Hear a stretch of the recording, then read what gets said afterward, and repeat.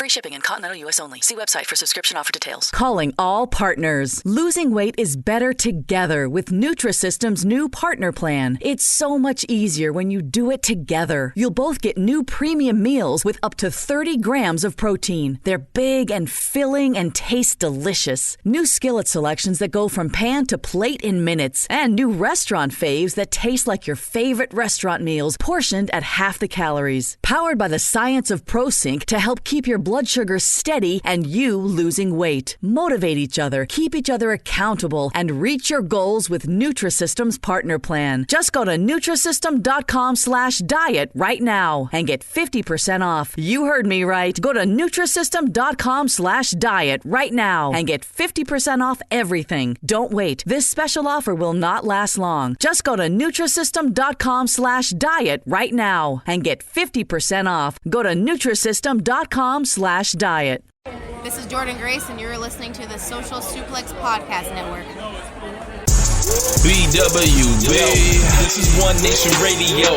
You better get it right. Rich Latta, James Boyd came to give them life. The Blackest Wrestling Podcast has come to kick all ass and drop it 6 feet if they kicking trash. Word, let me welcome y'all to something different. And if you dig it, man, you should let some friends listen. We be getting it in, this on the regular, dude. Ravish and flow, but this shit rude. See, James don't rap, so I had to break it down. The whole network, man, we coming for the crown. Raps in the columns, I keep them both covered. Making the beats too, so the listeners can bump it. Hit us with the rating, yeah, I'm saying it's a 5. Before you hit it, talk, bob your head side to side. It's One Nation Radio, and this is the beginning. It's Rich, and I'm here with James. It's time to listen to One Nation. You got to unleash the power of the pyramid. This is Mike Sempervive from WrestlingObserver.com. Check me out on Wrestling Observer Live every day. And also check out your boys, Rich and James, on One Nation Radio. This is Kenny Omega. We're listening to One Nation Radio. Check it out, guys. These guys know what's up. Big Kenny Omega fans, and that's all that counts to me. Goodbye and good night.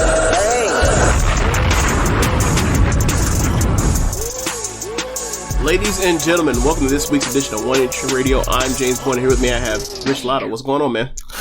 Not much, man. A lot to talk about today. A lot of interesting subjects to discuss. And yeah, man, it's a big weekend.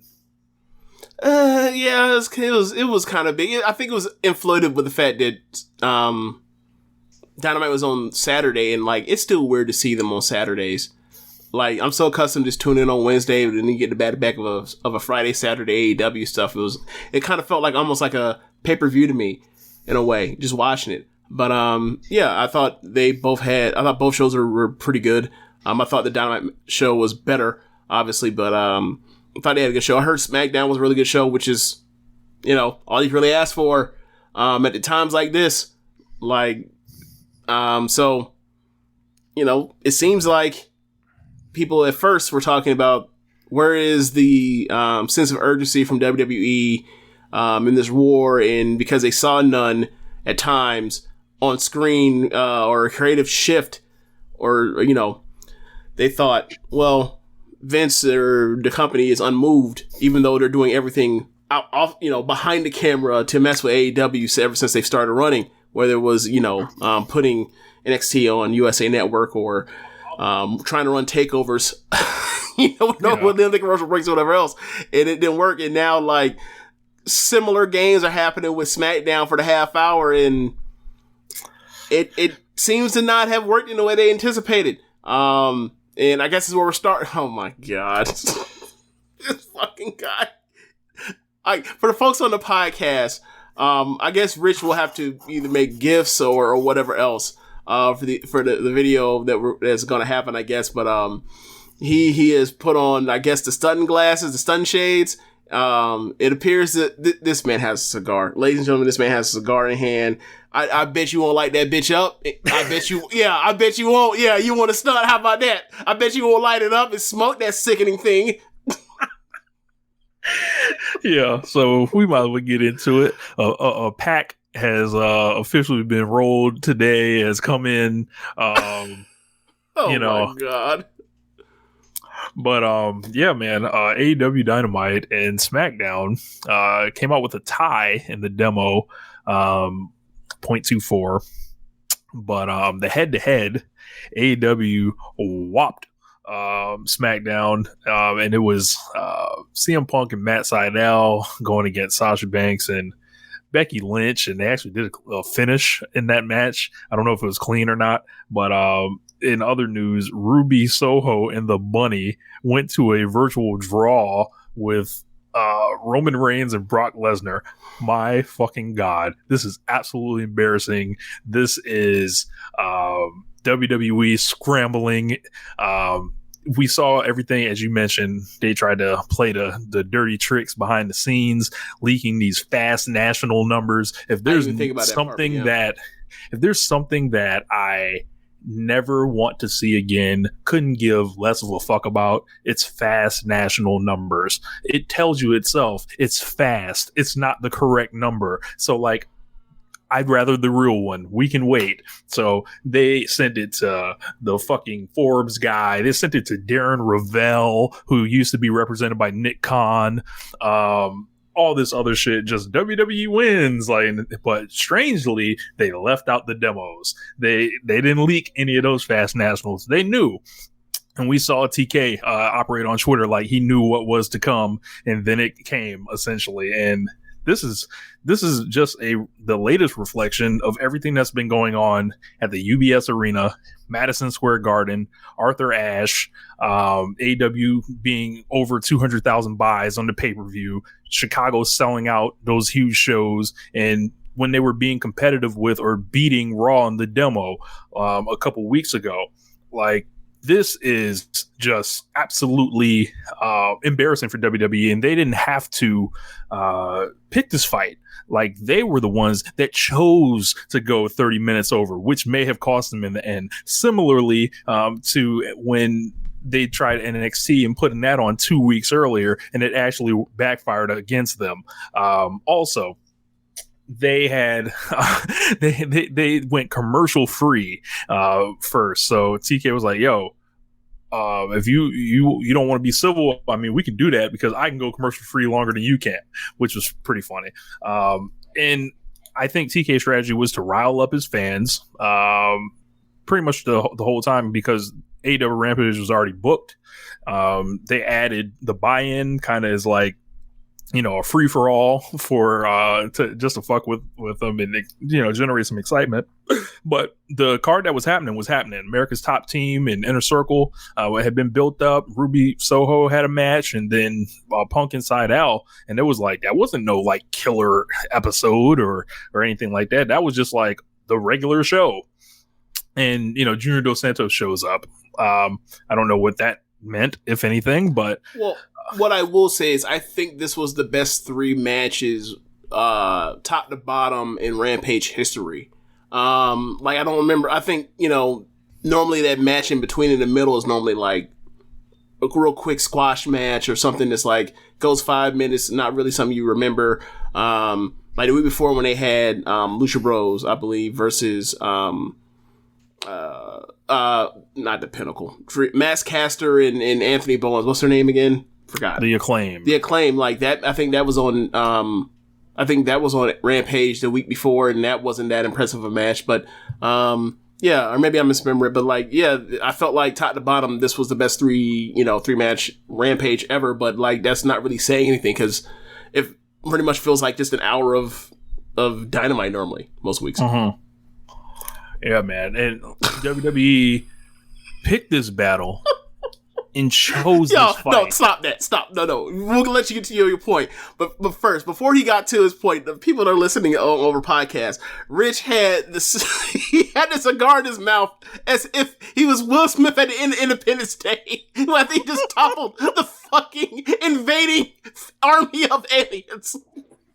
All right, go over your point, Rich. You know what? If this is what you want to do, this is what you'll do. You just go, okay, fine. I'll join in. I thought I'd be humble, but you know, me shall ain't hurt, but I guess I'll be humble with the chain. Don't put the chain out. So what you want to do? Questions for you, Rich. The champagne? Yes, sir. We could do that. You know, we can get active. You know, the Moscato. This man, keep it on him. Oh yeah. You know I don't drink much, but I keep it on me. I got Pink Moscato. Oh, we got first time viewers in the chat. Hold on. First do you time. want to go to the old shout out favorite? to DJ Dynasty. Shout out to Acrophobic Eagle. He said Rich is wildin'. Indeed, this man has the cranberry and the Grey You know what? Goose. I'm gonna go with this one because it's actually open. I'm gonna go with this one. Yes, sir. Yeah. So. Yeah, man. Continue. But please do. Yeah, this was completely avoidable.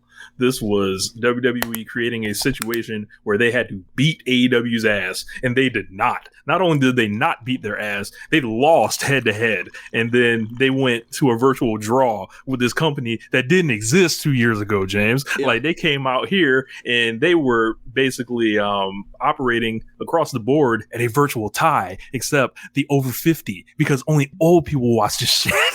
Yeah. I made a great mistake. I poured the cranberry first. I made a great mistake. Dynasty. What's up, Miguel? How you been, bro? Yeah, man. But yeah, this is quite interesting, man, because all I hear is talk about the needle moving and all this stuff, but like how much of that is Roman and how much of that is Roman being a heel? What percent do you think is which? It doesn't matter at this point. It doesn't matter at this point. It could be 50-50 for all I know. Okay. Right? Fair enough. But, fair enough. When you were struggling to defeat the bunny, we may have to reconsider, all this stuff, Mr. Tribal Chief. When I think about the head of the table, I think about Ruby Soho. That's who I need to think about at this point. Did you see her GIF on Twitter? Yes. She has the record player and she bumps the needle gets bumped onto the record. I was like, yeah, man. It was a weird thing, because anytime these numbers come out, I'm almost dreading every 4 p.m. on a weekday when Brian Alvarez gets those numbers of Thurston, and it's like, here it comes. Every single week, good, bad, indifferent, whatever you want to call it, for either company, is about to be some shit that's on my timeline for the next couple hours. And seeing this one, I saw people. We got 10 viewers live. Hey, I saw people, bro, saying something on the lines of how come basically they should almost abolish or defund. Let's say defund because it's funnier. And it also would make no sense. They should defund the demo because it doesn't count everybody, right? Why do people 49 to 18 matter more than most? And I was like, was this a problem when Austin was around? I don't recall that big issue with that then, but whatever. Yeah, man, I just think they overplayed their hand. They tried something, it didn't work. And they have egg on their face, and they'll go back to the drawing board and come up with something else. But so far with WWE through 2 years now of Dynamite, it feels a lot like Wile E. Coyote trying to chase down and trap the Roadrunner, and the Roadrunner keeps embarrassing them. They might just want to move on to something else. Leave them boys alone. Especially because I think that maybe I'm wrong, maybe I'm being naive, but I feel like if AEW wasn't fucked with from the beginning over 2 years ago, I don't think there's necessarily AEW has a need for wanting to call out Vince McMahon or the other wrestlers and WWE and all that kind of stuff. But this has become a turf war when they're not even occupying the same space in a way. So it's become this, and it's only going to get worse going forward. Oh yeah, because this was a great snapshot at how valuable the Fox platform has been for WWE. This has shown me, at least, that you stick these viewers, you stick this show that has SmackDown historically was always 85% of Raw, especially on cable, and then you pop them on network TV, and then you get that bump. And it's this artificial inflation that's been holding them up, making it look like they're hotter than they are. But it's just the platform. You move them over, and it's where'd all these people go? I know that many people didn't get cut off from being able to watch. Mm-hmm. Well, at first, that's back when Raw was the A show and SmackDown was the B show. Obviously now the roles have reversed, so I think, that has something to do with it. But the real main thing is they're on Fox now. In House of Cards, baby. House of Cards. I don't think this is a gloom and doom situation for one or the other. What I think this is more or less showing is that, like, given how the rankings from week to week for both of these shows have gone, like, when it's up for negotiation time for SmackDown, they're going to get that bag again. But the thing is that, like, when Dynamite comes up next time, they're going to get the bag too. Is it going to be the same size? I don't know, but it's going to be something comparable in a way that people are not going to be surprised by. And that's kind of what I was saying, like, 2 years ago when the NXT Wednesday stuff was happening. It's like, you look at these numbers coming in, it's not about one or the other winning at that time, back when NXT was actually doing numbers worth a damn. It's about, like, the fact that, like, next TV contract comes up, it's not going to be that SmackDown or Raw is going to do bad with their TV deal. It's that AEW is going to do something in the ballpark comparable to WWE, and it's going to shock people. And lo and behold, 2 years later, I'm looking righter and righter as we go. Yep. The negotiation is going to be real interesting. And Miguel brought up a great point on the chat. He says he heard Talking Smack is going head to head with Rampage in 2 weeks. So, or no, that's going to be this week. This week. Yeah, it's going to be this week. So WWE more trying to fuck with Rampage a little bit and counter program something on FS1. I believe they're back on Fox this week regularly. So I think this is it's a matter of time until SmackDown. I hope they don't try to expand to 3 hours. This is going to be bad for them because they're going to have to dump that third hour on FS1, and then it's like WWE's hotshotting is going to run out very fast. Especially when it goes towards, like, moving everything to the last hour if they were to go to a third hour. Yep. Like, that's the reason why I was like, Rich, last week, and I said, like, I don't think this is going to be something where SmackDown crushes AEW. And I didn't say it with my full chest that I thought they were going to win, but I led you and told you the reason why I thought they would without actually fully on saying it. Now, I'm not going to take Leighton credit, but the reasons were what took over. It's like, it's FS1. FS1 is smaller, has smaller reach than TNT does. It's the third hour of the show, and third hours always stink. Yep. And like, I just thought that was like pretty obvious. And I remember you mentioned at the time you were like, they're gonna load it up, and you were right. They loaded with everybody you met that you started. What they loaded with Becky and Sasha and Roman and Brock, but it just didn't work. Title match, street fight. Finn Balor and Sami Zayn. Like, well, I meant like that last half hour is what they loaded as far as them loading up. But yes, they did advertise and apparently came through with a show a great show. So it's like, hey, like if this is what's going to be going forward, and WWE gets off their ass and books matches that people want to see, I think that's great for the wrestling fans. But as far as like trying to shut down whatever Rampage is, I think that's pretty much, it's cooked now. Yeah. You already know, like you can't do better than Becky Lynch, Sasha Banks, Roman Reigns, and Brock Lesnar, especially when like at least one of them is going to Raw after the brand split. Yeah, I think it is very interesting to look at like the behind the scenes maneuvering of all this stuff.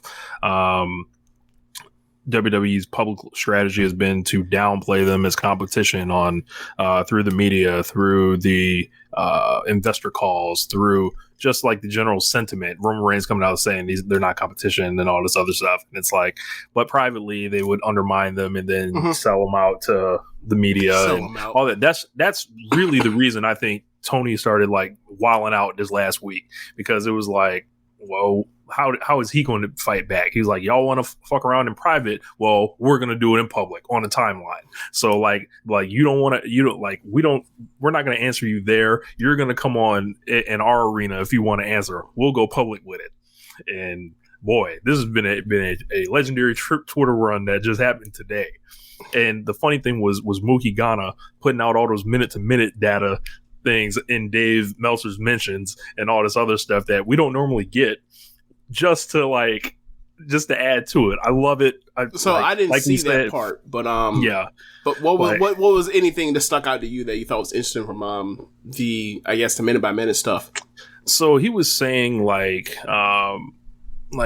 they were talking about like the effect because they had commercials too or whatever, and AEW still was like tied with them through the commercials. AEW didn't run their first commercial though until like the end of that half hour though. Like, so you basically got like 25 minutes of commercial free. Right. And it was like, I think it was 6 minutes, if I'm not mistaken. Okay. And they were and like they held or whatever. Mm-hmm. And I was like, and they were like, we'll probably know more tomorrow on that. So, but it was pretty interesting, just seeing all that stuff. But yeah, so roll one up for the Fed and light it up, smoke, puff, pass, however you want to do it, whatever you get into, have a drink. But the pack is definitely in the air. Stop trying to fuck with these boys, like, because it will not work. Like, yeah, man. So, I mean, real quick, do you want to talk about Crown Jewel before we move over to AEW? Like, we got all the WWE stuff, like, right in a bundle, and then we can move on. So we got a comment from the Implications. He says, this may be your two's most humble episode yet, like your own personal Hangman arc all paying off. We got more confidence than Hangman ever had. Yeah, we're way more inspiring than Hangman ever was. Oh yeah, like, look at us. You see all this. You know, we can look in the camera like with no fear. We can smile at them, baby. You already know how it is. You know. Oh my god. You know, I can take the glasses off. You know, and show them the eyes. You know. Oh, but man. Yeah, man. This is, yeah. Crown Jewel. Crown Jewel. Crown Jewel. Card, James. Yes, a show that on paper. Hold on. Before Crown Jewel. Yeah, man. So on paper, Crown Jewel looks like one of the better shows in WWE in the last few years on the main roster. You got Brock and Roman.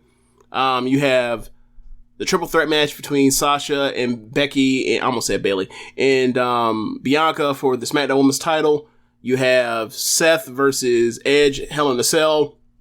You have Drew McIntyre versus Big E for the WWE title. You have Goldberg versus Lashley in some kind of death match. What's the death match? I think it's just no holds barred. No holds barred. Okay, so yeah, death match, standard practice. You got the man in the land, Mansoor versus a man Mustafa who cannot be beat in Saudi Arabia. Yeah, versus Mustafa be unbeatable. Ali. Yeah, so they have a show. They have a really good show. The problem is, you look at the history of these Saudi shows, and they're never good. This is the first card I've looked at where like maybe they butt the trend and they're deciding to get off their ass and have good shows for these to try to get themselves some goodwill, as opposed to like having these shows no one wants them to have, or no one feels happy about them doing, and then like the show also stinks on top of it. They were like, well, let's do a good show and then we can try to flip the script a little bit. And I don't necessarily begrudge them for that. There's also the final of the I forgot what it's called, the Queen of the Ring. What do they call it? Queen's Crown. Yeah, that's also the King of the Ring finals too. Yeah, that's also gonna be a show. So like, you look at it and like, I mean, I'd have to look back at SummerSlam to see how to compare it, but like, it looks comparable. Obviously, SummerSlam sucked this year, but as far as like building up towards a really big show for one of your big shows of the year, they absolutely did that. So I don't know, man. Like, it's gonna be one of those, you hear the reviews and you'll see what happens, but like, I'm not in any rush to watch it or anything like that. But if I hear something good about it, I'll check it out. Like, I've never shied away from the Saudi shows. I've watched 2 of them before in full, I think. So yeah, if we hear something good, we'll check it out and report back. If it's trash like these Saudi shows have always been, then they played themselves by wasting some of these these storylines to go towards this show, and then it still stinks. So it's on them on what they want to do. R.I.P. to Jamal Khashoggi. So there's a graphic that came out. It looks like they may be dropping Keith Lee's name. He might just be Bearcat Lee. So at first he was Bearcat Keith Lee, now he's Bearcat Lee? Keith Bearcat Lee, and on his graphic it says Bearcat Lee. Unbelievable. That's so low on the scope of like WWE weird things right now. All right.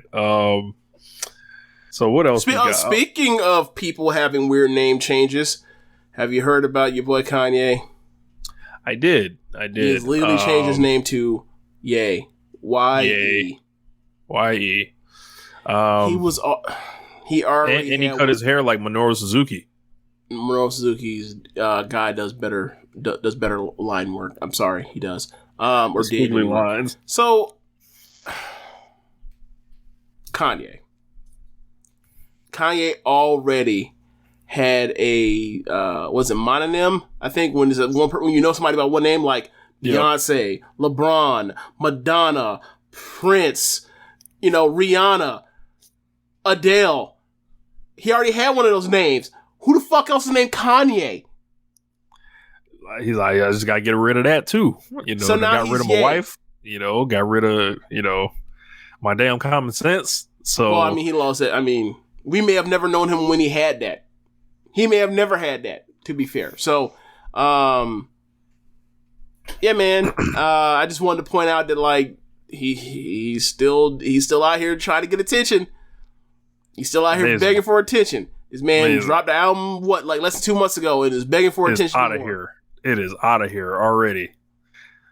Came and went. I didn't listen to a hi-hat off that motherfucker. Like I haven't listened to a Kanye album since Life of Pablo, so I'm kind of in the same boat as you. He will not get me. What else went down? Oh, before we get to AEW, so Top Dollar. Got to do that.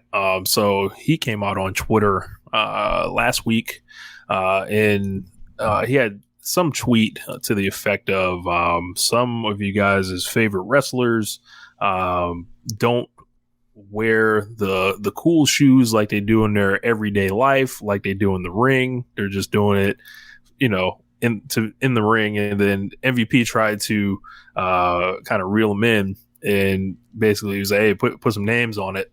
And then he was like, well, the competition, and then he was like, New Day? Like he was trying to like keep him like, hey, brother, like don't do this. And then, but you think that's what it was? You think he was actually trying to get him to go for the bait and actually say names? I think he's kind of getting him to say names, to be honest with you. I thought he was trying to get him to say names, but I also, when I saw him bring up the New Day, I thought he was trying to give him a hint like, hey, don't even do this. But don't get yourself reverse racism not to paint. Yeah, don't like just like don't say something to piss off your mostly white fan base. Pretty much. Yeah. I'm with you. So after that, I saw the tweet and I was like, those are called gimmicks.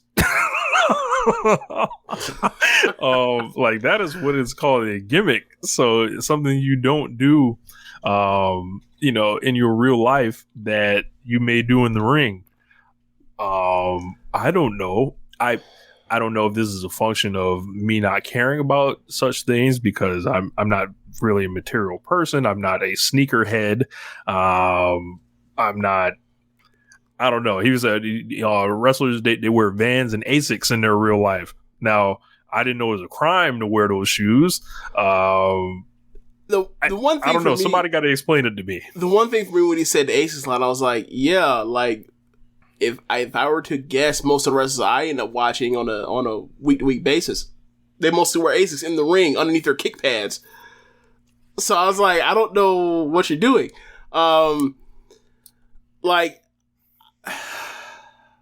I thought it was such a, like, this is bait thing or whatever else. Is like, this is fake provocative. Like, this isn't actually pushing any real buttons. This is, like, I don't really think that you could say that, like, the shoe game is a black thing, is a black culture thing. Like, maybe it was at once upon a time. It actually absolutely was once upon a time. But once we get into the hype B secondary market thing, game's kind of done with. Like, And like white people wearing Jordans for decades at this point. Like 30 years, James. they've been wearing them for 30 years. Yeah. So for me, it was kind of like, so they're stunned. For me, I was just like, okay, like this is clearly just bait or whatever. So I tuned it out. But then people got mad and I was like, I can't believe this worked. There was so nothing to it. Like, obviously, you know, people are going to think, oh, he's talking about the Young Bucks. He's talking about Adam Cole or Britt Baker or I guess because... Bro, I feel like everybody in AEW came out with shoes on between Friday and Saturday. Right. Yeah, and I think maybe he's also talking about CM Punk because he gave the shoes away to the kid, which is like, if that's what you're going at, like, that kind of sucks. But for me, it was just like, yeah, like, I don't know, like I wear Nikes, I wear Vans, I wear Converses. So it was never for me, it was kind of like, who gives a fuck? Like, people have a bunch of different pairs of shoes depending on what they're out in front of. Like, I was thinking, I was like, wait, so like, is he upset that people have like school clothes? Like, you know what I'm saying? Like, what are we doing? Like, no, I don't think you're gonna be wearing your school shoes like to cut the grass or take out the trash. I just don't. Right. But they're not who they say they is. Yeah. Like, I don't think there's some imposter fake thing because they're fucking shoes. Like, yeah, man. Like, yeah, like if he was talking about like for example, like I don't think this is the same thing as Tyrone Woodley going at one of the Paul brothers about like wearing Cuban links. I think that is more. I think that is a obvious thing to do. But like the shoe thing is kind of like, nah, man, game's been too far gone on that one. Like that's like getting upset at white guys for rapping almost. Yeah. Like, playing basketball. The game's been too far past on that one, man. Way too far. So in retaliation, or not retaliation, like people were saying all types of stuff, and they told Top Dollar to like chill. Look, stay in your lane. Look, I don't think, given that I think that Top Dollar is a good rapper. This was clearly the fake. This is clearly like the 50 Cent thing, like the. Oh yes, like I knew that was coming. That's the reason why I saw it. Like I was like, I don't care, man. And then people got upset about it, which is like, of course. And then he made his freestyle. His freestyle was good. At the end, I still didn't care because like I know what this is, and like no one's gonna get shot, and no one's gonna come to fist fights over this. No real legitimate fist fights over this. So what am I supposed to really be interested in? You know, there's no legs to it. Yeah, like this won't be something that matters a month from now. Like he rapped on the "Let Me In" beat from Young Buck, ironically. Yeah, always loved that beat. But like I know why he was vague intentionally in the verse, and I think people kind of he leaned into it and let people run with it. So I know why he's doing what he's doing. But at the same time, it's like. Go hard. Like, I don't know. I thought it was a good verse, right? But I thought it was like a lot of like nothing that had to do with anything. I think it does more for him. I think it does more for him in the larger wrestling world or wrestling Twitter sphere than it did for him in like the WWE wrestling sphere. Like, I don't think him getting this buzz online for a few days is going to get him a push on WWE because they don't care about that because look what happened to Naomi. You know what I mean? Well, he is like taking shots at AEW, which could make them very happy.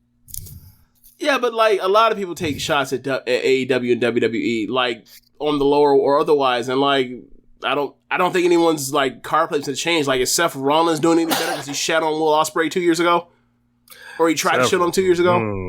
Yeah, I think that was the beginning of the decline actually for him. I mean, the decline claimed when he tore his ACL in 2015, but I get what you mean. Yeah. The public perception of him.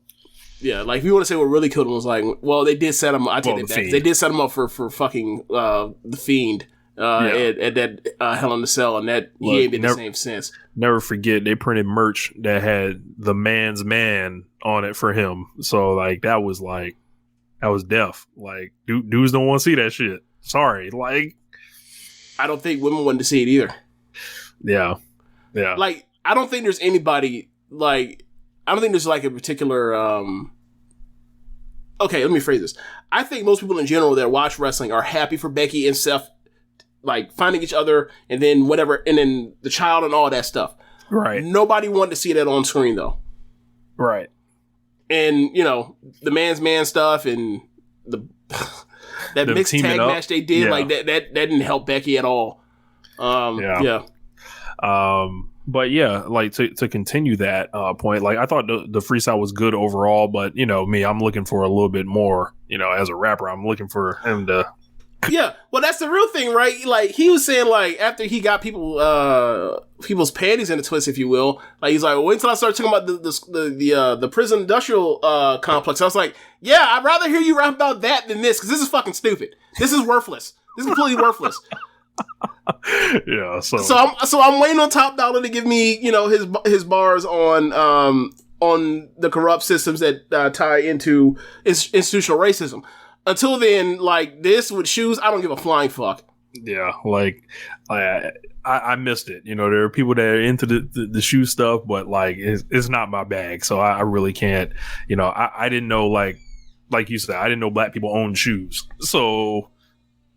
I don't know. Like, I didn't know we had that one too. You know, we clearly did. We clearly did with, you know, the people that are the faces of some of these shoe lines. Obviously, like Ye and Adidas, James Harden, Kanye, Louis Vuitton influence of Virgil, Kyrie's, Durant's, Giannis's, so on and so forth, right? But people wearing it have always been mostly like that has never been a black thing entirely on what moves, what shoes. Like I was gonna say, especially on resale, like this is all the hype beast game. Like I was gonna say, James, I can't count too many brothers I've seen in Yeezys.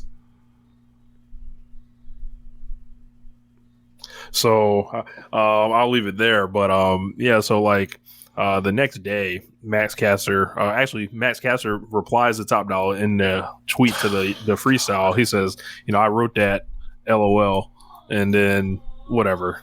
And then he the next night at Dynamite or the Dark or whatever they were taping after, it might have been a segment for the house, I don't know. He does a freestyle and he's rapping, but like he clearly fucks up his verse because like the reaction I think catches him off guard, so he has to pause and wait for the beat to come back around again. And he was rapping like 2 bars, pausing, then like 2 more bars, pausing, and it was just like the basic of most basic things. Like, and it was just like, bro, I know you got more in you, so like, what you doing?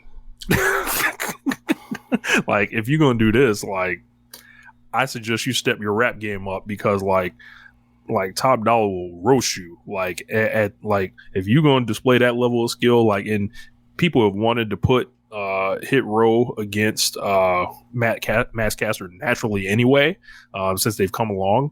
We've talked about them kind of having 2 different objectives here on the show. Yes, but this was another example of it.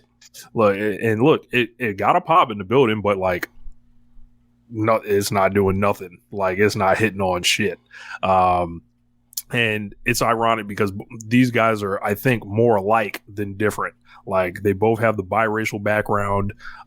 They both do these weekly freestyle series. There's a lot to say about both of them. And I hope if it comes down to it and they're putting out freestyles back to back, I hope they like can really do it because like, it's ironic. They're about the same age. I feel like, honestly, now this, I don't know, James, this is going to sound, I don't want it to sound arrogant, right? But I look at Max Caster and I look at Top Dollar as different versions of myself, like at different stage along my journey in rap or whatever. And do you have any more to expand on that, or as far as like where I would go for like the most simple thing possible, like to try to like get a rise out of somebody, like with Max Caster. Oh, shock jock stuff. Okay. Yeah, and then later on, like the Top Dollar stuff, like just like being deaf with the words and like really like just like the Leaving No Doubt era, essentially. Okay. And then now I see those guys and I'm like, man, I feel like I kind of relate to them both, ironically, because like I'm around their age too. So it's like I know exactly like why they're rapping the way they rap and stuff like that. But if they're gonna do it, I implore them to stop the stop pussyfooting with it and go for real. I don't got time for the fake shit. Look,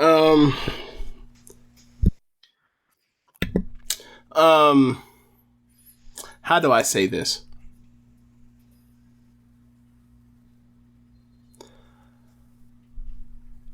You compare Hit Row and Top Dolla in the way they rap, and you compare it to what Max Caster does, and for me, and I've said this before, like, I don't know why after this happens and I see Hit Row do that cypher, like, I don't know why, like, Max Caster hasn't started coming up with a new gimmick, because his is done with. His is finito. Like, I obviously understand they're catering to two different audiences, but I just couldn't be out here doing that if I am a person that cares about, like, being considered a real legit rapper as opposed to a gimmick. And, like, I'm rapping like that if I'm Max Caster compared to watching what Hit Row does. Like, I just wouldn't. It would destroy my ego. It just would. I have other things that I will say to you about what I think about Max Caster, but I will say them to you off air. But like he just feels phony to me and inauthentic and for lack of a better word, like I'm just gonna say untrustworthy, and I'm to move on, keep it moving from there. Look, I could very well be wrong, but like his whole vibe comes off just totally like to me, just like. Which way do you think Max brushes his hair? Come on. What do you think? I think I brush. Forget that brush. Look, everyone styles his hair is how you want to style his hair, but whatever, man. Like, there's a space for all of that under the sun. But I can tell you which one I relate to more, and it's not Max Caster. I think I'm gonna leave it at that. All I will say to Max Caster is, if you really want to do this, you better bring it, because like if you bring what you've been bringing, that shit will get swatted back like a Serena return serve, swallowed. Like, you don't want to do that. Like, the great Bart Scott once said, anyone can be beat, but not with that shit. But it requires him. If he wants to win, he has to change. If he wants to win, he has to change. So it's up to him. Yeah, that buck hunting will not do. Yeah, he gotta figure it out. Yeah, but yeah, man. So AEW this week, they had a lot of stuff go down as far as stuff happened on Rampage and Dynamite. Of course, Rampage opened had CM Punk and Matt Sydal. I think this was Punk's best match since he's been back. I think Sydal looked very good as well. It just every week CM Punk feels like he's getting better, and it's just like it's a blast to see him. Yeah, I had this similar sentiments. I think that Punk's getting better every week, slowly but surely, and I thought this was a really good back and forth fun match of two different styles, but it meshed really well together. Clearly have chemistry from years of wrestling each other over the past, and I really love the finish. Like, Sydal was a worthy opponent in competition for CM Punk at this moment in time, but he went for a crucifix bomb, and he made one mistake by going for it, and Punk caught him, hurt him up really quickly on the shoulders, and gave him the GTS, and it was over. I really like flash finishes, if you will, or you want to call it in that way. I thought it told a really good story. So yeah, I'm with you. I think I enjoyed this match more than I did the Darby match, and I thought that was a very good match too. Yeah. The Bunny took on Ruby Soho, and the match of her life, the match that ran Roman Reigns and Brock Lesnar to a draw. Amazing. So it was kind of like Rocky 1. Like, I just want to go to him with the champs. Yep, just need to go the distance. 16 years have paid off, James. Hey, I don't know if I've said it on air or off air. I don't really remember, but over the last few weeks, where I've been running down the bunny, and I gotta say, she shut me up this week because I peeped it early. Like this is a good match. This is a very good match. I've never seen her act like this, and I acting different. I remember, I think it was Second Josh, and he's like, I don't really see it. And then by the time they got to the end, he was like, okay, I see what you mean. No, but she was on her shit this week. And Ruby, I think this is Ruby's best match in AEW so far. So in totally good story. I thought they worked really well together. I wonder if they've had any interactions before in the ring before. So but anyway, like this was a good one. And this is something that Ruby really needed. Because if she had a stinker, this could be like, okay, like you see here the Ruby Soho music, the Rancid music hit is getting less and less hot. I think this is keeping her afloat for the time being, and she's in this angle thing right now with a collection of A-faces versus Penelope and the Bunny. So we'll see where this ends up going. But I like the fact that like now we're starting to get 3 concurrent storylines in the women's division. I do like that. Yeah, I was going to mention Jade and Thunder Rosa seem to be circling each other. Yeah. And then, of course, Britt as a champion. We don't know like where she's headed with it, but Anna Jay for now, it seems. Yeah, Anna Jay for now. And then our main event, the super hot match, American Top Team against the Inner Circle. And this ruled. This is a blast. Dan Lambert melts the arena once again upon sight. I think you can have whatever problems you want with it, but like this is clearly working. Like you can't watch that show and be like, I don't see it. In that case, you might as well put these glasses on and then black them out so you be like Ray Charles. So, but this was awesome. I thought Sammy was a human highlight reel. I liked him and Sky's interaction. That looked like it was going to be a blast whenever it happens. Jericho getting in there, of course, with Junior Dos Santos. Junior Dos Santos looking like Sagat. Yes. And he did awesome. I thought, like, no, he was game. Okay, so I didn't say that he looked like Sagat, but I said he looks like he should get an audition to play Sagat when they have another Street Fighter movie. That's what I said. Yeah. He was having a blast out there. And It's a weird thing with MMA turned wrestlers where like a lot of them their ground and pound and their striking seems so like they pull their punches so much that it looks bad, their striking at times. But outside of that, he had the charisma, had the presence, mugging for the camera, knew where the hard camera was. He didn't even have to go to the performance center to do that. Yeah, like he was having a lot of fun. This is going to be a lot better than I thought it was going to be, and I thought it was going to be better because like I think people are underrating or people are downplaying like what men of the year are as an act in the ring. But like I knew with Lambert with him, I thought like, all right, that's mouthpiece. Like I think Paige can handle talking enough, but they want to give him more, and there's nothing wrong with having more fire flame spitters. They're off to the races.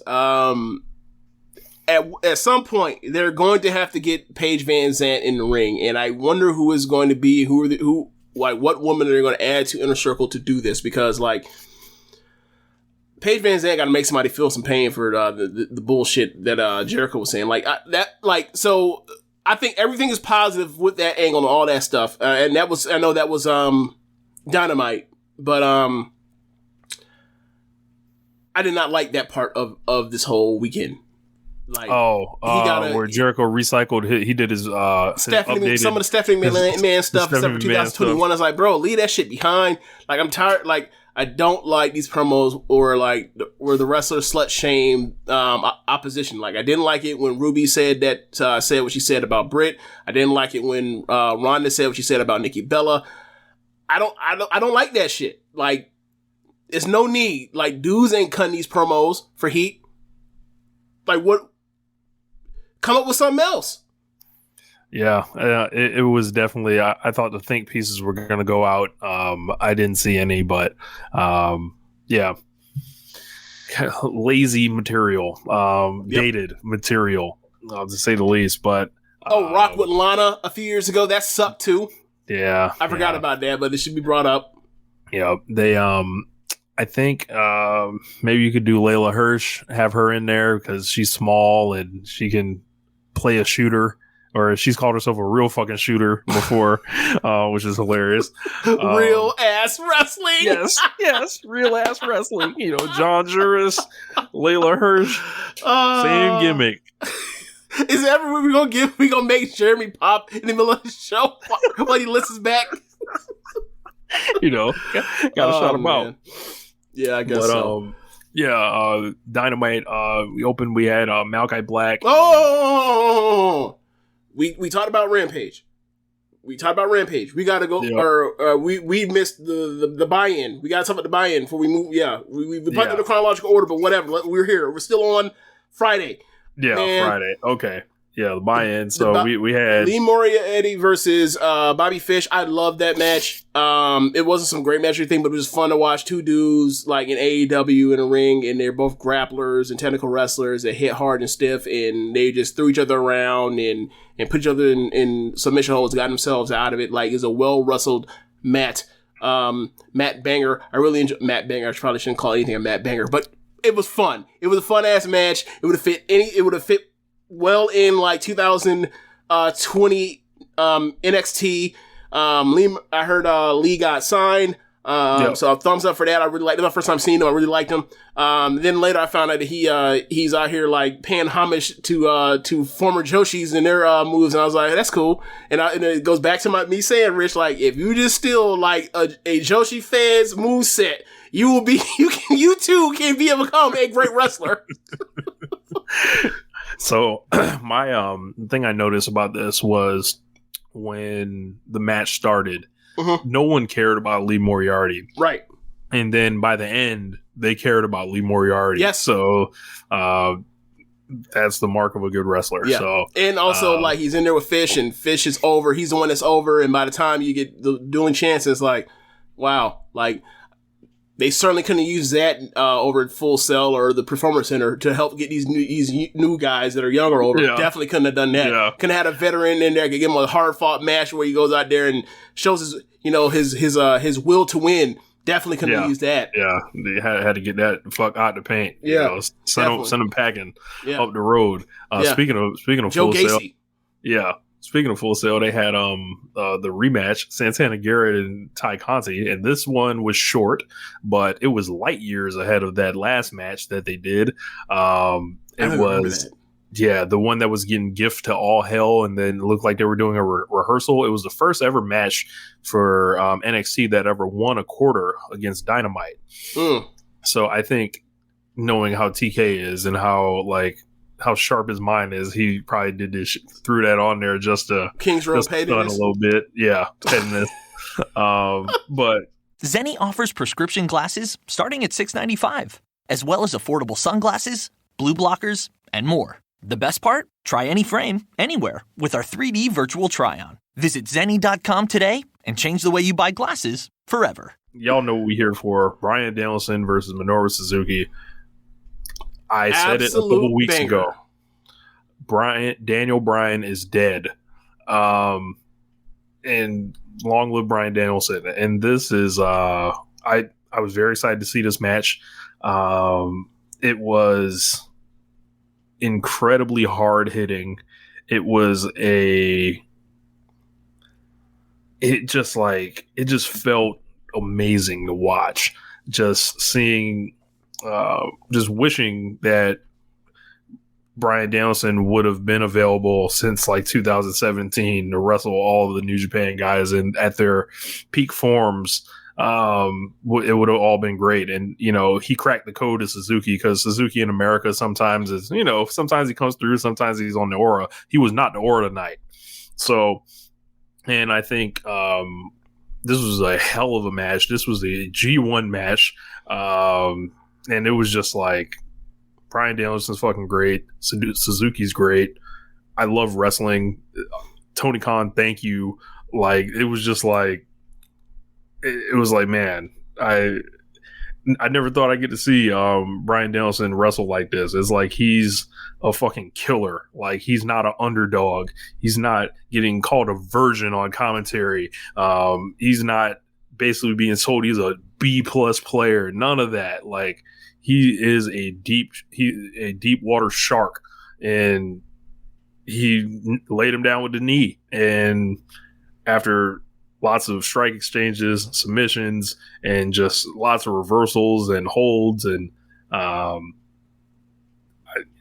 like, that shit don't pop me normally, but when Bryan Danielson does it, it does. This is a great match. This was a great match. And like watching it, like, and I'm feeling like what I felt was watching like the Tam and Mayu match, like, well, to a lesser extent, because it wasn't as brutal as a Tam Mayu match, but like just watching it and just watching people just beat the crap out of each other with stiff shots, it's just like, when I hear people talk about how like they're tired of the hard hitting epic wrestling, I'm just like, as opposed to what? Like, what do people you want? This? Wait till we're off air. God damn it. But like, what do you want? Like, you don't want to. They want goofiness, I guess. Who's to say? I don't know what's going on in these people's thought processes, but like, wait till we're off air. Wait till we're off air. But yeah, man, like, this match is awesome, really fun. Like, this was Daniel Bryan is a match that he can just do on a regular basis with pretty much anyone in just tough, stand in the middle of the paint, and you know, let's see who's the toughest. And Suzuki is one of the toughest ever. And I thought this was the match in America so far this year that is most exemplified what Minoru Suzuki is. Like, when he was eating those PKs, when he was giving Bryan the PKs and he was trying to fight through it and power up, and then he hit him with that third one. He couldn't, and he never got off his back. I was like, that's what Suzuki brings. And you know, like, it felt good to like finally see him like let off one of those loud cracking shots that I always talk about when he like throw forearm shot exchanges, because like nothing sounds like when he hits you. Like, it just, nothing else does. Nobody else hits like that. So it was fun. It was really damn fun. My only complaint is that it didn't go another like 3 minutes or so after the first bicycle knee. But whatever. Like, it went like 20 something minutes. I mean, that's a 4.5, 4 3/4 type thing. Like, it was a great match. It's one of the best matches I've seen. Like, this is one of my 10 favorite matches in AEW this year. Easy. Yeah.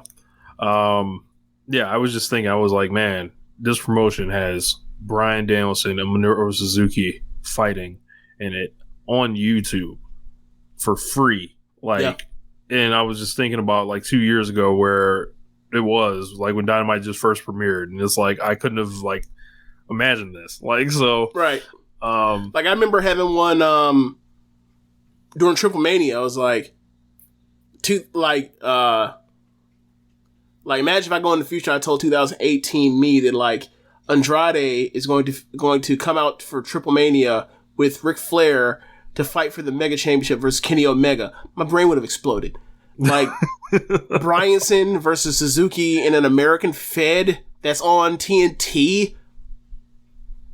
2018 would have been like, you need to get off that dust.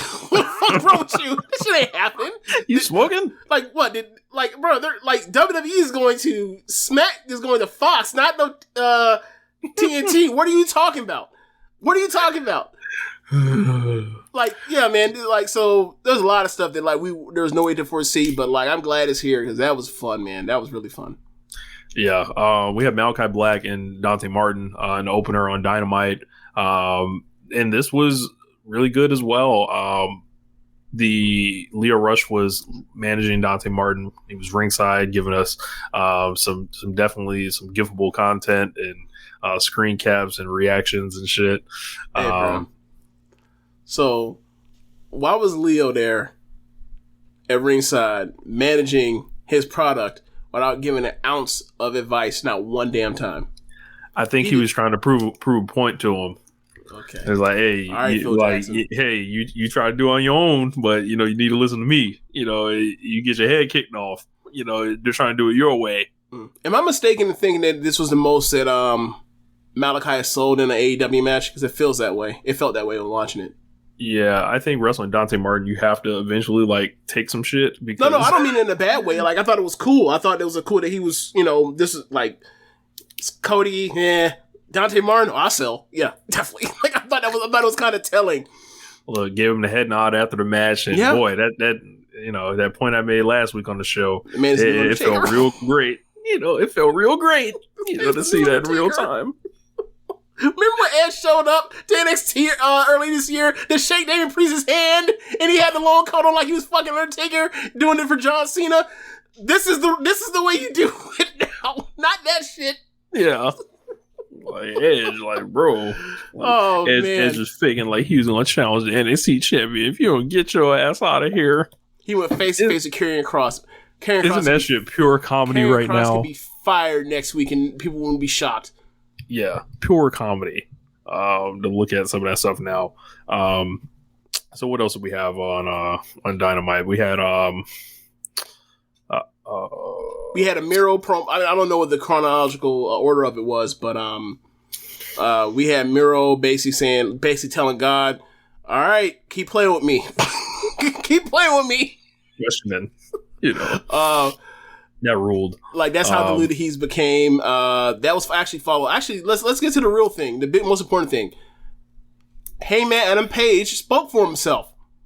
Yep, and I gotta say, this was really, really good, and it touched on a lot of the things that I think other people have said for him or have done for him. I think a lot of the talk from the Dark Order has said some of the stuff that he said during this promo. I think that that vignette of him fighting for a title shot with Dark Order a couple months ago, I think that vignette about what a cowboy is, I think he retouched on some of that and framed it in his own way.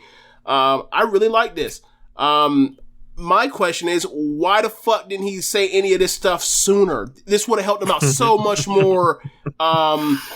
I guess he had to wait until it was time for him to get locked into the title program. To cut a promo in front of a live crowd? I guess. Is this actually like a Hangman thing, or is this like a top babyface in AEW thing outside of Jon Moxley? Because like you think back of like when Omega was a face at the beginning of the company's history, he was doing these bullshit like, I'll give you like 2 minutes and I'll give you 1 minute and not an actual promo, and I won't do it in front of a crowd thing. Like when he was doing the lifting weights thing in Nakazawa, it's like, is this a thing that like the Elite just do where they avoid doing babyface promos? Like what is going on? Yeah, I don't know. It's weird. Cody talked for himself. Cody ain't Elite no more. That's funny. He's the one that come on promos, well, we disagree, but I'm about to hang my boots and fake retire. So like, we've had our disagreements, but damn, no one cares. All right, come hit me with the crutch. I should have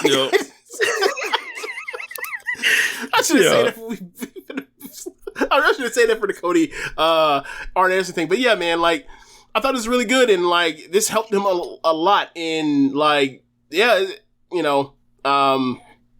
put the title on him. Why not? Yeah, I think it's time. A lot of people liked the promo because it was a lot about believing in yourself, and I think that resonated with folks. Yeah, that part I thought was goofy. It's like, you're a pro wrestler. Like, if you have confidence in yourself or you don't, either get in the ring and fight or don't. That doesn't inspire me. Oh, I don't think I can do it. Why should I believe in you more than you believe in yourself? Like, what? Like he said, he kept losing and kept losing. I feel like there was something he left out, which was like his actions, but whatever. Well, of course not. He's a babyface. He's not going to mention the part where he was a dick. Yeah, and self-destructed the situation because he didn't have enough balls and confidence and self-esteem to stand up for himself. He left out the part where he fucked over the Young Bucks. He left out the part where he was the one that got pinned and was collapsing right in front of Kenny. So I won't bring up none of that, but I do want to hear more about why him and Kenny don't like each other at this point. I don't know if it is even a case where they don't like each other. Maybe it's not. I think more the story is that like he hates the Young Bucks, or he dislikes the Young Bucks so much that like, and Kenny will never be closer friends to him than than the Young Bucks bond. So like they turned all of them heel to get him over. And it was already working anyway by the time you got to Revolution. So, a Revolution last year. So, they were just running like, all right, let's make Kenny the heel or whatever else. And he plays heel better than he does babyface, obviously. So, this is what we're rocking with it. So, I don't really have much of a problem with the alignments, whatever. Like, their motivation for why, his motivation for like, why they're almost like a couple that got recently divorced and they're afraid to see each other in public and they shake each other's boots whenever they mention the other's name. They haven't really mentioned that. But, whatever. We're here now. Yeah, go ahead, flip the title, and we'll see how it goes. They announced at this point is like, look, after that Bryanson and Omega match, like, take the belt off of Omega so that I can get a match and like with a finish, and like that can be something that's on the card and it's not. For the title or whatever else, if you don't want to make Bryanson the champion or Danielson the champion that fast, fine. Like, book the match, like, make Omega lose, and then he can come in and, and do whatever with Danielson. They can have their feud, like, that's, like, second from the top. Yeah. Or what will probably end up happening is self-fulfilling prophecy. It'll probably still be the main event.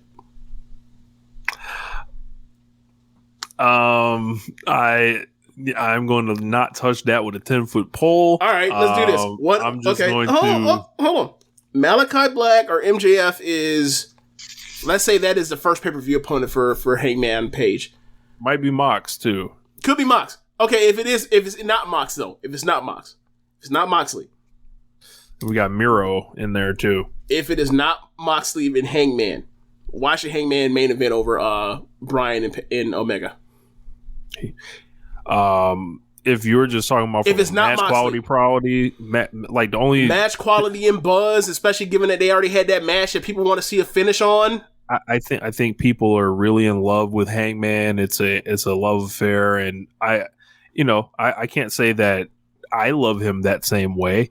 Like I'm not like I think he's just another good wrestler. Like I feel like I'm accounting for all that.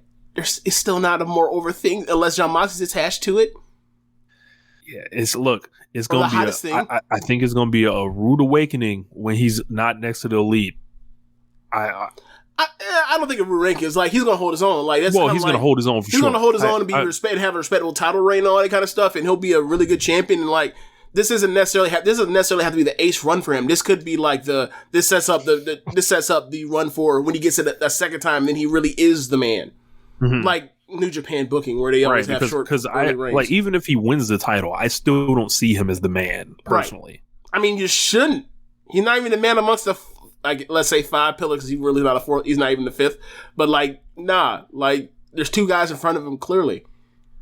Yeah, that's fine. Like he has the story that has been the story of the company for basically 2 years. Like so, is his time, and like when he wins it. We know he's gonna have great matches, so that's not really an issue.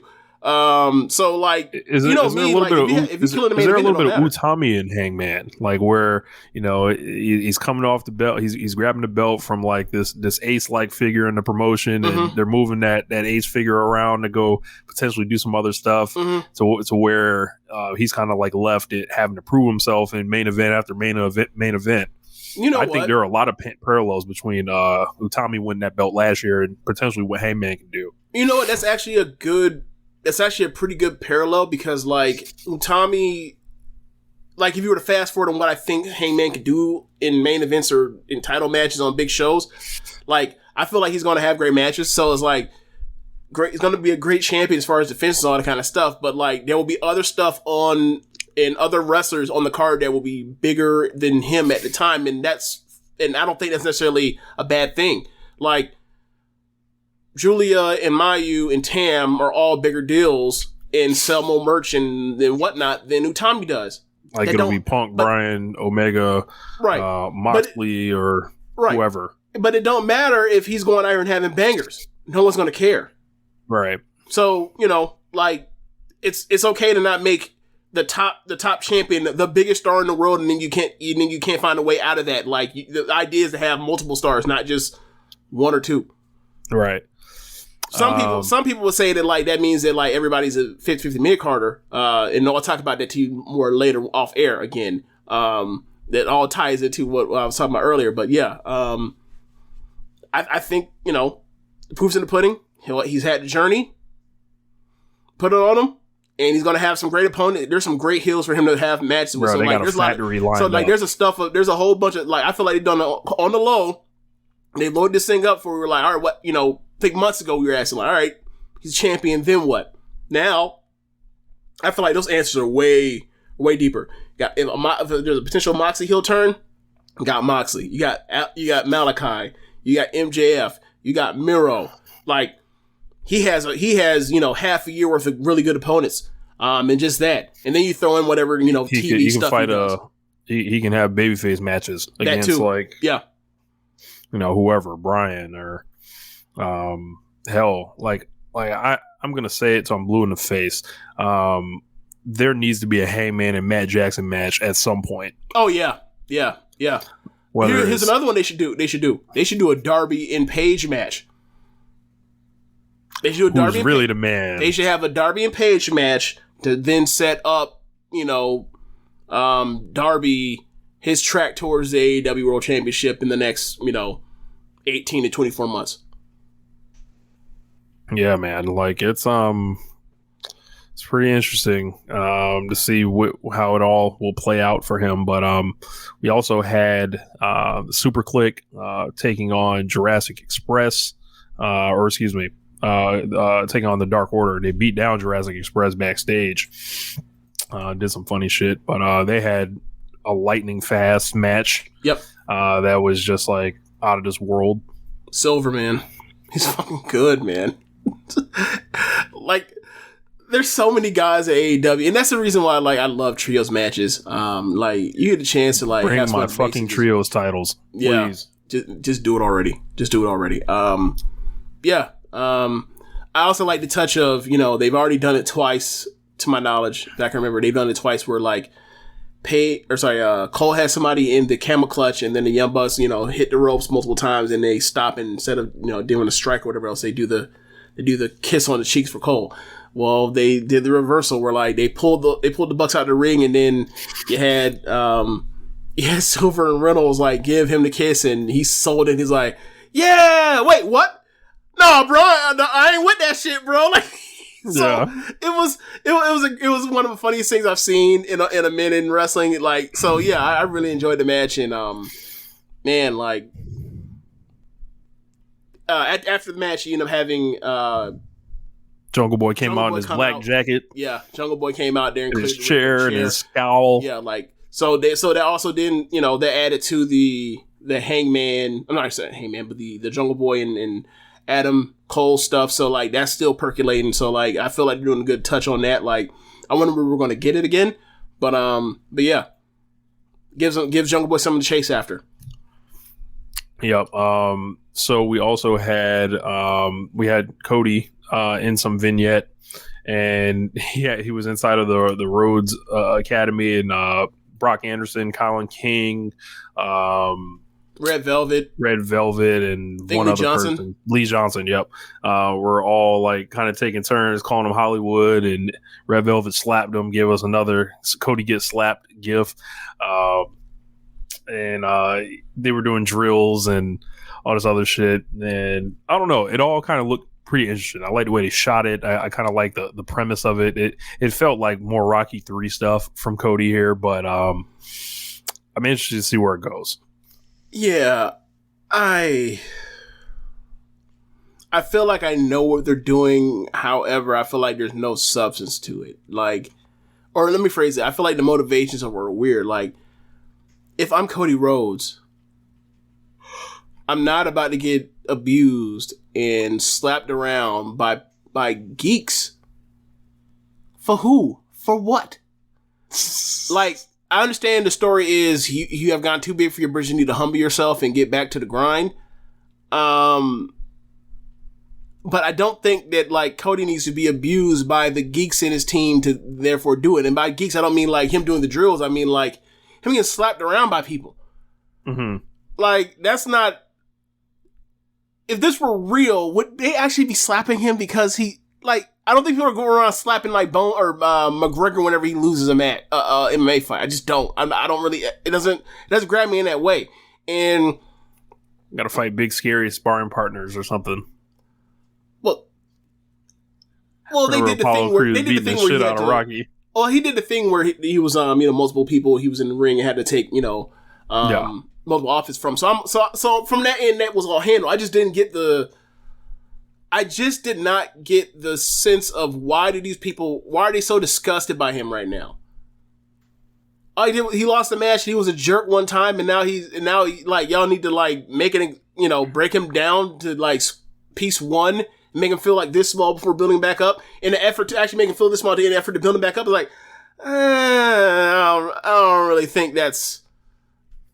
I think that's a wrong note. I get so, but I like a bit of the stuff they did, but like kind of like I don't get why these people hate him because he was successful.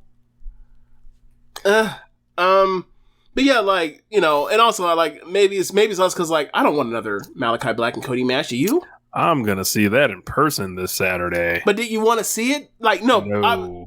So like it's like, nah, man, that's over. Especially after that last match. Yeah, it's like move on. Like now it's like, okay, tonight's gonna just win. Fuck off. Like no one wants to see him win that match. No one does. So why even book a third one? Except Floyd. And maybe Tiffany. Sure. The Cody super fans, sure. Like they want him to win every match. But like the overall majority, like when he gets in the ring and his music hits, he comes out, he's gonna get booed. Then in the middle of the match, he gets on the offense and he goes on a comeback. They're gonna boo him, and then if and when he wins, they're going to boo him. Big time. So why the fuck are you doing this? I'm gonna enjoy hitting the boos when Cody comes out. I've been waiting a while to do this. I haven't actually got to go to Dynamite yet. It's the first time they came close enough to Tampa. I definitely booed at Double or Nothing. So we're gonna do it with a roof on the arena this time. Well, that's a little different. He was trying to tell you that Atlanta is post-racial at that time. That's a little different. This is like straight, just like a flat out like as a wrestling direction. Like one person you can do so much more for if they either stay away or win again, and then the other one if they lose is like, all right, well that hurts. That takes some steam off of something like. I don't know, man. Like, I don't even know what Cody does, win or lose after this. What does he do other than turn heel? But then he says, "I'll never turn heel." It's like, all right, well then, like, then what you gonna do? Holla. You gonna keep falling down the card? Yeah, kinda. That's where it is. Like, I don't know how you steer yourself out of this without like going that way. And the fight CM Punk. Oh God, I don't want to see Cody versus CM Punk. Are you doing this despite Floyd? Like, because that's his two favorites. Like that would he'll be like, which way do I go? Do I go? I do want to see Floyd pick a side. I think he'll pick Cody. I think I don't know. I think he'll pick Cody. I don't know. Floyd, if you out there, let us know who you pick. CM Punk or Cody. Besides that, we had a main event with Bryan Danielson and Bobby Fish. It's hard hitting. I like seeing Bryan pull out that heel hook as an alternate finish. That shit, love it. But yeah, it was a solid match in the main event. I didn't think it was some like blowaway match, but it was really good. No, it was a really good match. Really good, solid match, hard hitting, all that. Like, yeah, man. Like, I feel so much better about the variety of AEW shows now with who they've brought in. Like, it's not, you could characterize the show as being like the house style was like white guys doing lucha or just lucha in general. And then you would have like, people obviously stand out from that exception, like Kenny Omega, obviously. But on this card, like you had like the lucha match with or let's say you had Young Bucks doing a huge indie multi-person match, right? You had, Dante Martin and Aleister Black doing a storytelling technical wrestling bout that had some high flying spots in it, but mostly was about story. And then in the main event, you had that match is a hard-hitting technical, clinic, and I just like, that's the variety I want on my wrestling cards from American product. So I really enjoyed it. So yeah, sorry, go ahead. Yeah, I was gonna say we got that we got the brackets for the tournament, and so like in the right side of the bracket we've got Brian Danielson and Dustin Rhodes. The bottom part we've got Lance Archer versus Eddie Kingston. Left top we've got 10 versus John Moxley. Bottom left we've got Powerhouse Hobbs versus Orange Cassidy. Yeah, and they set a little thing up in the second round of that for Moxley and Orange Cassidy when Moxley came out on the show and did a quick squash match on Wheeler Yuta, and like Orange Cassidy clearly did not, and he was feeling some type of way about how quickly Yuta got dispatched. So like that, I feel that was very little, but like it was set up something for like potential, like you could point back to that in a couple weeks. Yep, I got a feeling they're going to be in the semifinals against each other. Yeah, definitely. So, like, a lot of people were talking about this tournament. Like, there's a lot of people not in the tournament. I think this is clearly designed. Yeah, this is clearly designed to get the Bryan versus Mox at the end. The more higher profile people you put in the tournament, the more you have to beat. Right. If they were trying to book the greatest tournament of all time, I think they could have put in like your Coles, Punks, Danielsons, and Malachi and fucking everybody else, right? That they have. But everyone in there has a pretty good record. Like, if we're supposed to care about those things, they all have great records. Been on, used a lot of late, and they've got some history, like, in pretty much every matchup, except the Dustin and Bryan match. They did a little interview in between Roads to the Top, that face to face, that was pretty interesting. I'm actually going to be there live for that match. Can't wait. Two of my favorites. That's going to be fun. I hope Gold does, or excuse me, Dustin does the Canadian Destroyer. I want to see it. I mean, look, man, those two can work. I'm expecting a good ass match out of them. Like, you can always expect a good ass singles match out of Dustin Rhodes until something happens. Until he finally done. Sorry again. There are 2 Rhodes matches I get to see on Saturday, right? Whose will be better? I mean, come on now. Like, Dustin versus Bryan said is going to be just a normal. It's going to be a regular day in the park, like, wrestling match. Standard wrestling match is going to be between 2 great workers doing their thing, hitting hard, looking athletic, and all that kind of stuff. And then who knows what Cody's liable to pull out his bag for some foolishness for a finish to avoid losing clean. So who knows? So, but either way, I to be honest with you, given what the first 2 matches were in Malachi and Cody, maybe the third match will be what we thought the second match was going to be going into originally before they got goofy or whatever. So maybe this might be the real match. So like, I think they'll both be good matches. 10 got his arm broke by Moxley before, squashed him one time previously, back in the like pandemic days. Okay. Or the empty arena days, I should say. So this is a rematch of that, and I think other people are picking up on the thing. Eventually they're going to unmask 10 like Masawa. Like, I know Tony's going to fucking do this at some point. I'm going to keep saying that on the show until it happens. Clip the audio, however you guys want to do it. But yes, 10 will be unmasked like Masawa. It's not going to be during this tournament, but one day it will happen. Hobbs and Cassidy. Hold on. You're not just finna say that and just skate past it. Since when was 10 motherfucking Tiger Mask 2? Since when? I'm saying, like, I thought he was gonna do it the night of the Brody Lee tribute show or whatever, but they resisted. So. You're just saying they're doomed, but you don't think he actually, like, it's gonna be the kind of meteoric rise of superstars. No. Just want to make sure. Like, I'm trying to figure out what the fuck you mean exactly. So you just mean the parallels of them. He's just gonna unmask this dude in the middle of a match, and there's gonna be a big pop. Fair enough. I just need to get clarification on exactly how far you thought Preston Vance is gonna take this. Look, he's gonna be at the top of AEW. Hey, the elite. Look, there's a lot of people at AEW I'll hitch my wagon to. Sammy Guevara, the Bucks, Darby, stuff like that. Ten's not one of them. I like Ten, but I think he has like maybe a John Cena type working ability potential, maybe. Okay. But like even then, there's still a lot of dudes to get through. Yeah, man. Yeah. But I think for me personally, the most intriguing first round matchup is Archer versus Kingston because it plays off of the fact that they've hated each other's guts for like a year now. So, and we've never had a decisive finish either way. Actually, I did it back. We've had Archer beat his ass, but like this would be the one where like Kingston.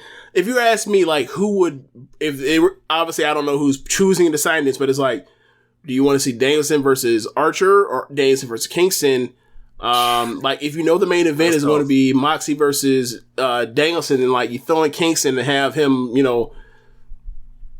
get heated with Kingston to lead up to that Full Gear thing. Give him a heel hook, and look, they just gave Brian a new finish or whatever. So like he'll probably go through like beating this tall motherfucker with the heel hook, Dustin, beating, maybe if it's Archer, beating another tall motherfucker with the heel hook, or he'll do it to Kingston, and Kingston will act like his leg is broken or something like that. So, either way, pretty intriguing matchup. Like, that's the only one I can't call.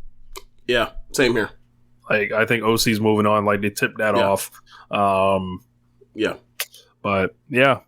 should be interesting.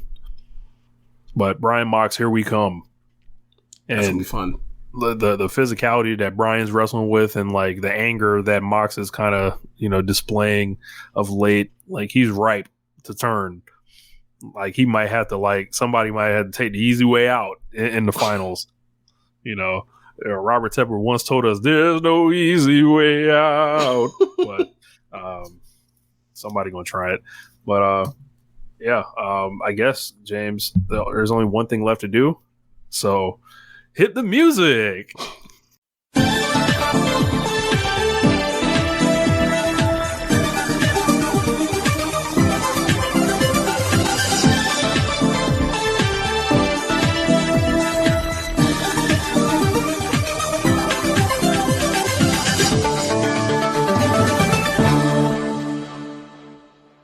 Yeah, so the tag league started this weekend. Only 2 matches are up. None of them are tag league matches. So I figured because last week didn't actually give us the brackets, or not the brackets, but the layout of who's who and what teams are what. I figured we do our preview here, and then next week we'll start on the tournament.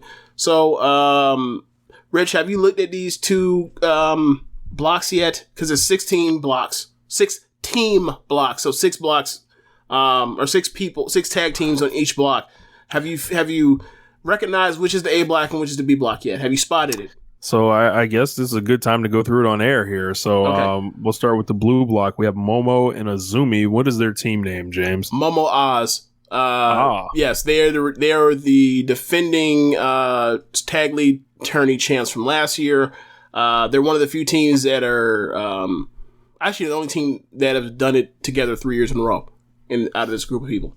But there have been a few teams now on here that have been teams in tag league previous year, which is like a different take from previous years where it used to be like, we'll just throw random teams together every single year, and it doesn't matter. So I really like that they're having Momo and Azumi together again for a 3rd year, because they're, for my money, the best tag team in Stardom. So we've also got the Tam and the Mina. Yes. Dream H. Dream H. Yes. Man. Do you know what the Dream H stands for? I do not. Okay, so Tam is the Stardom Dream.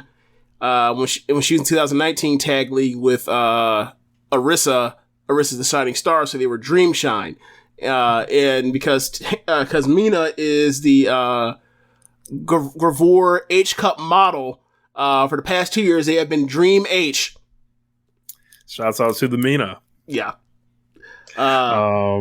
Then we've got Starlight Kid and Ruaka.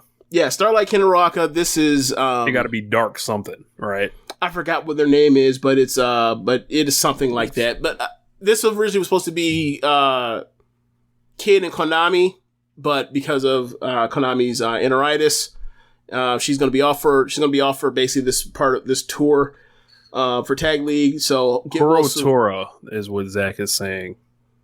Yeah, the names are actually out there. I just don't remember that one offhand. But it was when they pull out of their hat. Black Tiger Highway. Yeah, that's what it is. Big shouts out to my man MJ does PR in the chat. What's going on?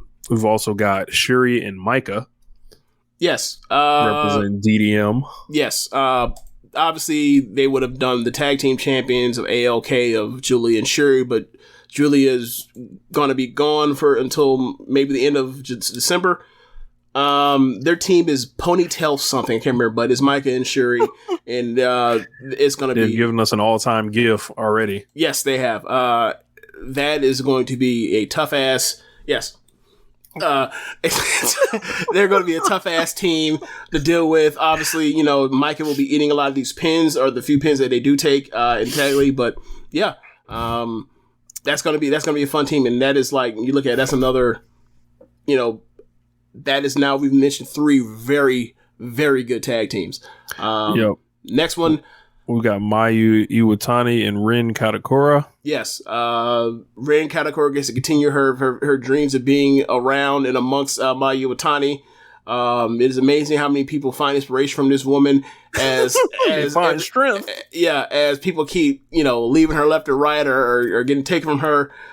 She's but anyway, like that should be a fun tag team. Rin is very good in tags, and Mayu is Mayu. So that is a 4th really good tag team. And then you have the rookies. You have Team Full Moon, Lady C and Waka. Waka's her logo is a crescent moon, and you throw in Lady C. You put the crescent moon and the C together. You get a full moon. Yes. They tag together in the dark match of the Osaka-jo Hall show, so they will just continue their streak of getting whooped by everybody on this. I was gonna say they about to get the shit beat out them. Oh yes. Like they got. I think 2 points is like their best case scenario. I think if they could steal a win on Starlight Kid and Rocka. Right. But these other teams, hell no. Y'all finna eat these L's. Y'all finna eat defeat. And by defeat I mean boots and Asics. Very, very good block there. Yeah. So let's go on to the red block. We've got Utami and it looks like Kamatani. Yep. So, former tag team champions, Aphrodite. They're going to have good matches. I really don't think they have great matches ever, but they have good matches. They already had a title shot against Julia and Shuri, and to be honest with you, we still don't know what is going to happen with the tag team titles. We don't know if they're going to make Shuri and Julia relinquish them, or if the aftermath of whoever wins will eventually get their title shot. But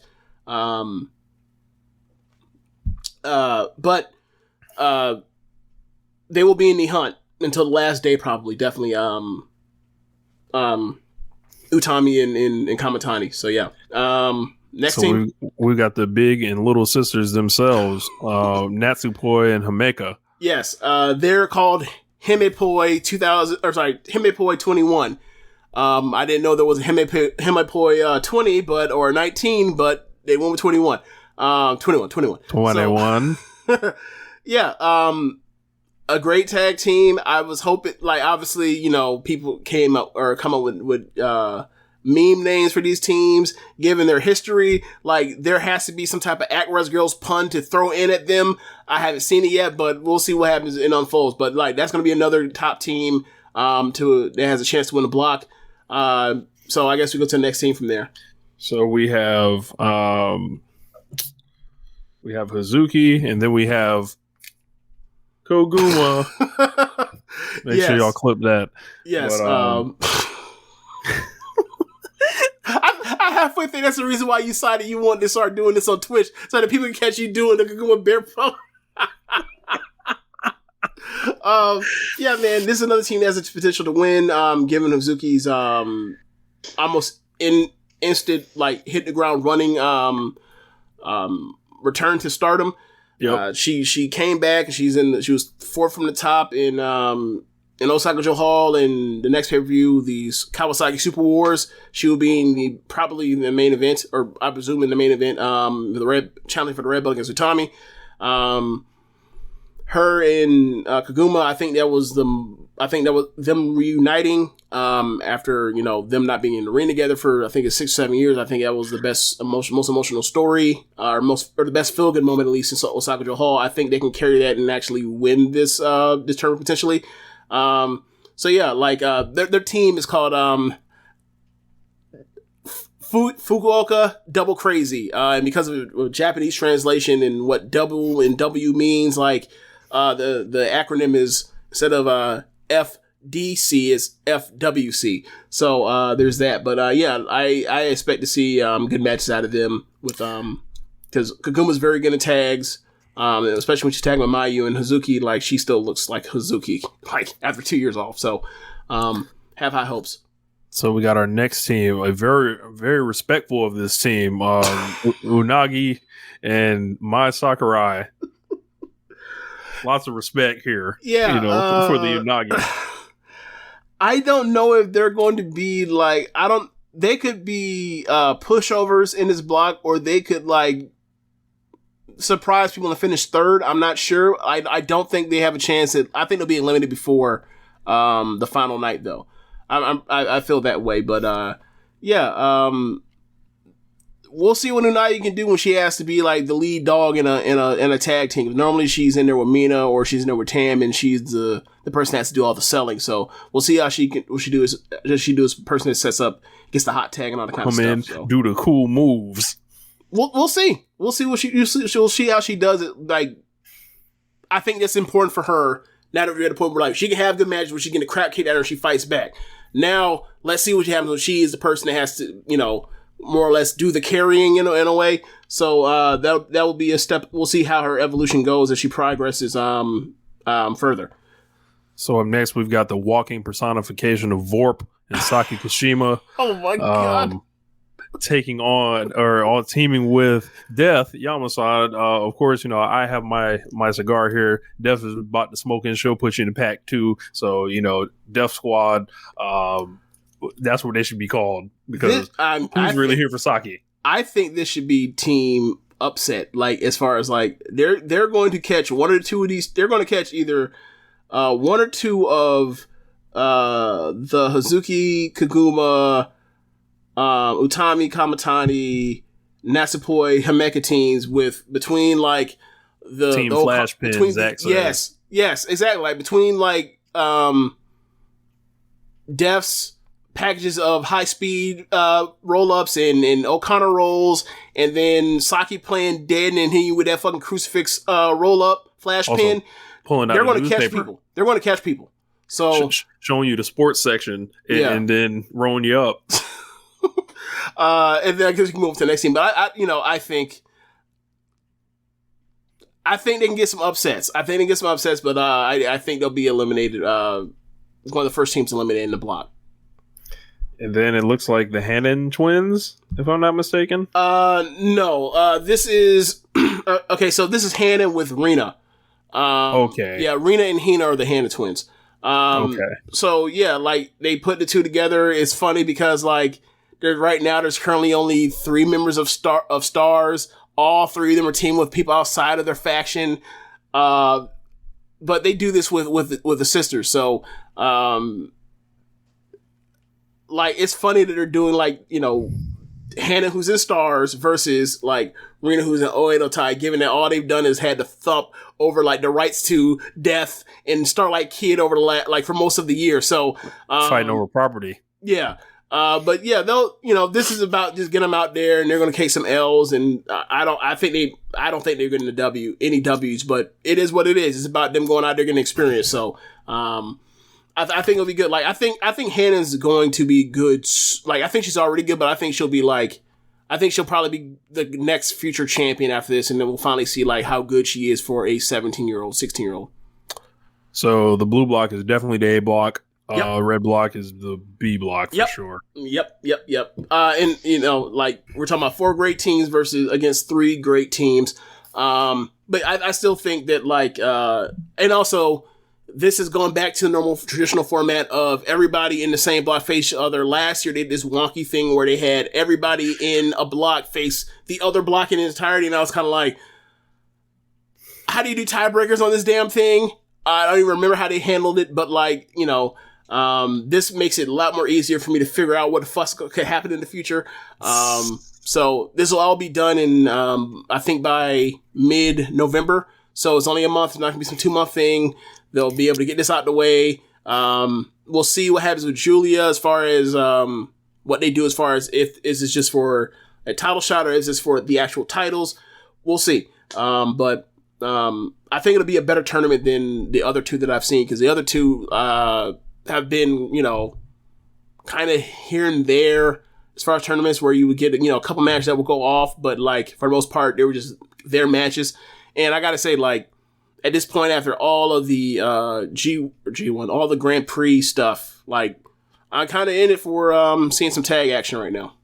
Yeah, this is looks like a nice low stakes tournament to watch, and you can just pop it on, and you don't have to really worry about analyzing for star ratings. And I don't know, it just seems like a nice relaxed watch. I think that well, at least one of these shows is going to happen. This Kawasaki Super Wars pay-per-view on November 3rd will feature some matches from this. So, like, I think just by having, in the same way that the Grand Prix was boosted by having three of the shows basically being pay-per-views, or not basically, but being pay-per-views, like, it made them say we're going to have better matches than what we normally have or whatever. I think by that factor, it'll also be better than normal years. So, you're going to see more 4-star matches, so that's cool. I don't really. Do you have any predictions on a winner or block winners or anything like that? Because I remember haven't even thought that far. I'm not gonna take Momo and Azumi because I feel like they're tied up in other things. Not gonna take Shuri. Not gonna take Mayu. I'll take Tam and Mina winning the block, and then I will take Kaguma and Suzuki, and ultimately Kaguma and Suzuki winning. I'm with you on the red block entirely on Suzuki and Kaguma. I'm just looking at it like Kamatani has bigger fish to fry in the future, and Utami definitely has bigger fish to fry defending the red belt. And then you have Hemapoi like as the trios champion, so they already are a version of tag team champion. They don't need another version. So I'll go with Suzuki and Kaguma for the red block. As far as the blue block,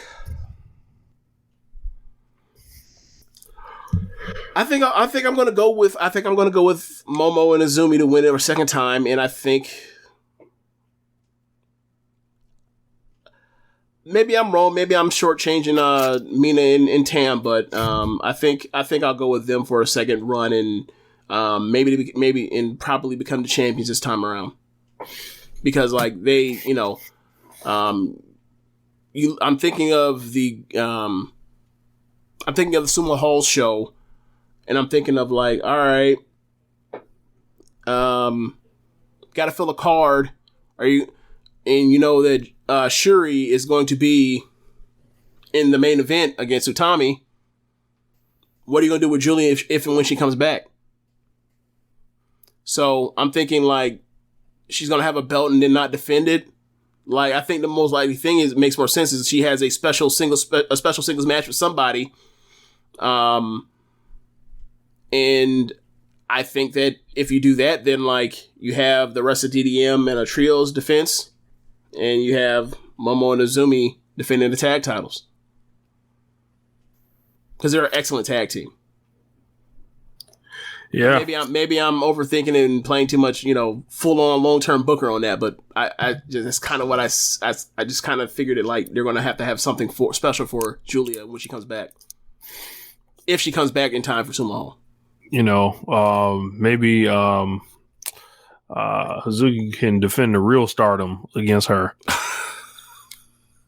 I mean, that's always there. That is there. That is definitely there. They could do that. But yeah, man, I think that's it for the run sheet. Always remember, people, put the Fed in the pack and smoke it. Oh my God. But yeah. Thanks for rocking with us on the Twitch and the live stream. Everybody leaving comments and all that. Also, have you guys that did a watch along on Twitch of Dynamite on Saturday.